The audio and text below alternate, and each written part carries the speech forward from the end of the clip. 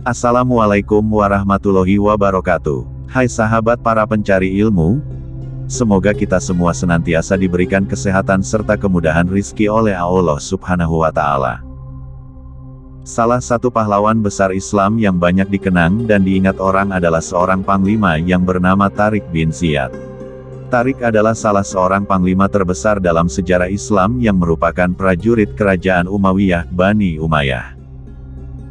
Sebelum kita memulai kisah dari Tariq bin Ziyad ini, kami ingin mengingatkan kembali sahabat para pencari ilmu untuk mendukung channel kami, Langit Dakwah, dengan cara mensubscribe, like dan tekan tombol lonceng agar sahabat para pencari ilmu tidak ketinggalan saat kami upload video baru. Tanpa berlama-lama lagi, kita akan memulai kisah dari sang panglima muslim, Tariq bin Ziyad, sang penakluk Andalusia.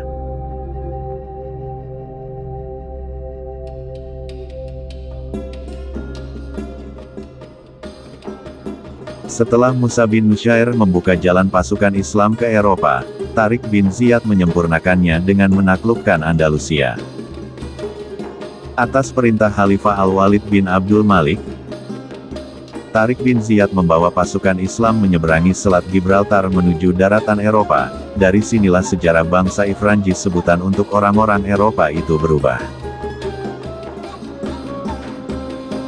Masa kecil Tariq bin Ziyad. Tariq bin Ziyad dilahirkan pada tahun 50 Hijriah atau 670 Masehi di Kencela, Aljazair, dari kabilah Nafsah. Ia bukanlah seorang Arab, akan tetapi seorang yang berasal dari kabilah Barbar yang tinggal di Maroko. Masa kecilnya sama seperti masa kecil kebanyakan umat Islam saat itu. Ia belajar membaca dan menulis, juga menghafal surat-surat Al-Quran dan hadis-hadis. Tidak banyak yang dicatat oleh ahli sejarah mengenai masa kecil Tariq bin Ziyad, bahkan sejarawan seperti Imam Ibnu Al-Atsir, At-Tabari, dan Ibnu Khaldun tidak meriwayatkan masa kecil Tariq bin Ziyad dalam buku-buku mereka. Dalam Tarikh Ibnu Nusyair, sejarawan mengatakan Tariq adalah budak dari Amir Kerajaan Umayyah di Afrika Utara, Musa bin Nusyair.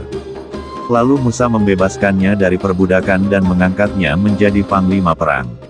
Setelah beberapa generasi kemudian, status Tariq sebagai budak dibantah oleh keturunan-keturunannya.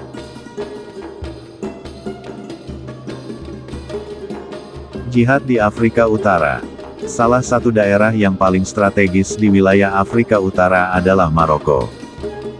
Daerah ini telah mengenal Islam sebelum kedatangan Musa bin Nusyair dan pasukannya. Tariq bin Ziyad termasuk pasukan Musa bin Nusyair. Namun penduduk di daerah ini belum menerima Islam secara utuh dan keimanan mereka belum kokoh. Terbukti dengan seringnya masyarakat wilayah ini berganti agama dari Islam ke agama selainnya. Islam belum mapan di suatu daerah, Uqbah dan pasukannya sudah berangkat ke daerah lainnya. Selain itu keadaan bangsa Barbar di Afrika Utara yang memang mewaspadai pergerakan Uqbah bin Nafi. Keadaan demikian menyebabkan masyarakat Maroko sering murtad setelah masuk ke dalam Islam. Dikutip dari Kisyatu Al-Andalus min Al-Fatih ila As-Sukut, halaman 30. Dalam perjalanan menaklukkan Afrika Utara, Musa bin Nusyair dibuat kagum dengan kesungguhan dan keberanian salah seorang pasukannya yang bernama Tariq bin Ziyad. Setelah menaklukkan beberapa wilayah, akhirnya pasukan ini berhasil menaklukkan kota Al-Hoceima, salah satu kota penting di Maroko. Kota ini sebagai wilayah strategis yang mengantarkan pasukan Islam menguasai semua wilayah Maroko.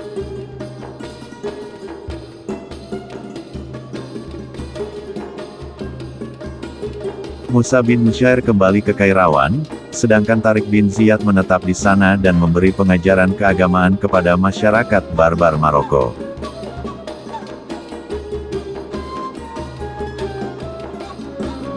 Menaklukkan Andalusia.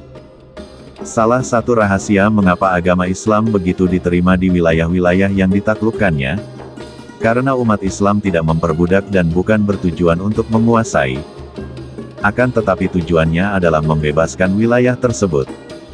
Membebaskan wilayah tersebut dari kezaliman penguasanya dan hukum-hukum yang tidak adil.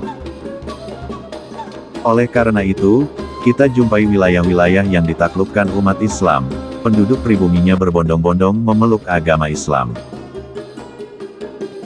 Sebelum umat Islam menguasai Andalus, daratan Siberia itu dikuasai oleh seorang raja zalim yang dibenci oleh rakyatnya, yaitu Raja Roderick.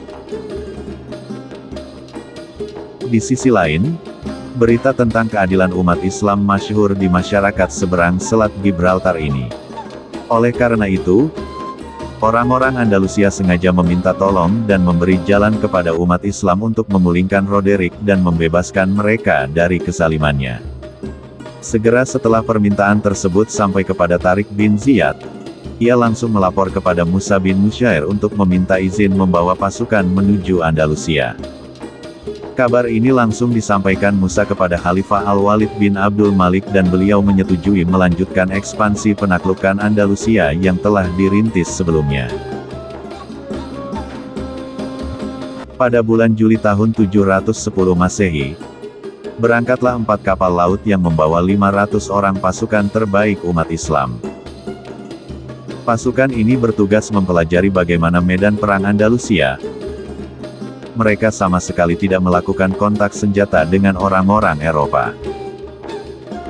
Setelah persiapan dirasa cukup dan kepastian kabar telah didapatkan, Tariq bin Ziyad membawa serta 7.000 pasukan lainnya melintasi lautan menuju Andalusia.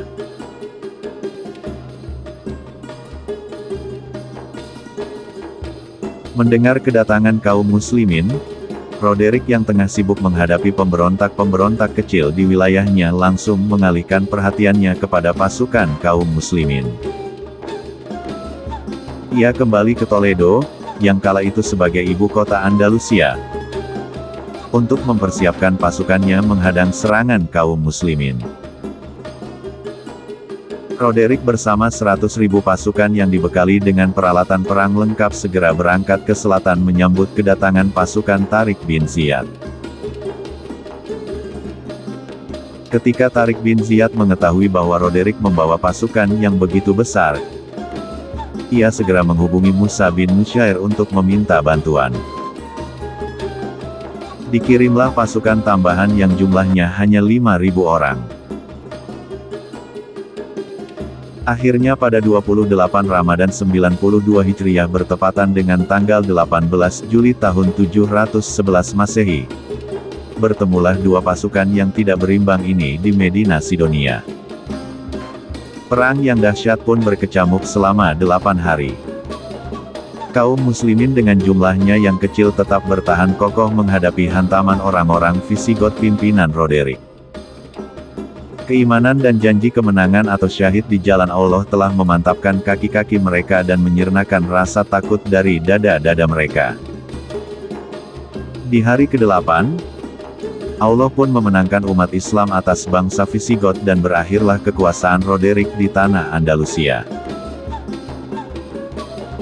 Setelah perang besar yang dikenal dengan Perang Sidonia ini, pasukan muslim dengan mudah menaklukkan sisa-sisa wilayah Andalusia lainnya.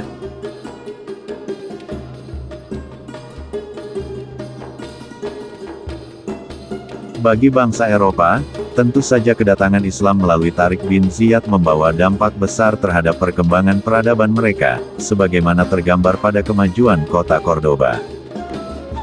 Ini adalah awal kebangkitan modern dan terbitnya matahari yang menerangi kegelapan benua Eropa. Jasa-jasa Tariq dan kepahlawanannya diabadikan dengan nama selat yang memisahkan Maroko dan Spanyol dengan nama Selat Gibraltar. Gibraltar adalah kata dalam bahasa Spanyol yang diartikan dalam bahasa Arab sebagai Jabal Tariq atau dalam bahasa Indonesia Bukit Tariq.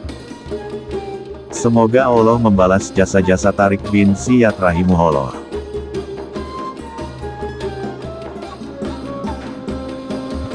Itulah kisah dari Panglima Muslim Tariq bin Ziyad, yang gagah dan penuh keberanian dalam menaklukkan Andalusia, serta terima kasih untuk para sahabat para pencari ilmu yang telah menonton video dari kami. Semoga dengan kisah yang singkat dari kami ini menambah pengetahuan kita dalam sejarah dan perkembangan Islam. Terima kasih untuk sahabat para pencari ilmu yang telah subscribe di channel kami. Kami akan berusaha untuk menghadirkan kisah inspiratif dan teladan di kesempatan dan video-video selanjutnya.